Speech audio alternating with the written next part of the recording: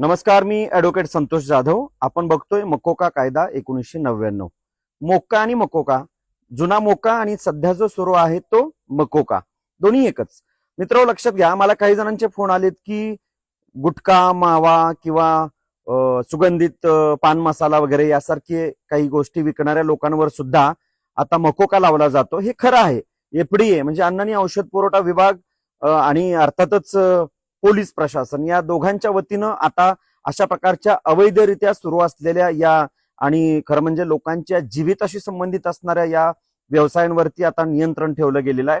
तुकाराम मुंढे साहेबांनी या बाबतीतली कार्यवाही सुद्धा सुरू केलेली आहे, अनेक खटले दाखल झालेले आहेत.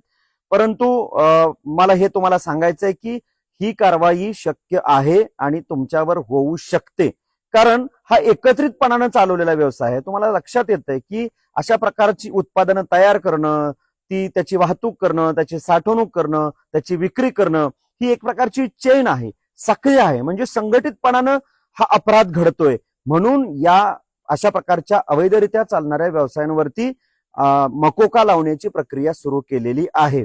मित्र, तुम्ही सावधगिरी बाळगा आणि अशा प्रकारच्या धंद्यांपासून दूर राहण्याचा प्रयत्न करा. आम्हाला कल्पना आहे की तुमचं आर्थिक गणित, तुमचा व्यवसाय म्हणून, तुमचं कुटुंब म्हणून, तुमच्या आर्थिक उन्नतीचं साधन म्हणून जरी असलं तरी सुद्धा तुम्हाला काही गोष्टींचं नियंत्रण, काही गोष्टींचं तुम्हाला तारतम्य पाळावं लागणार आहे.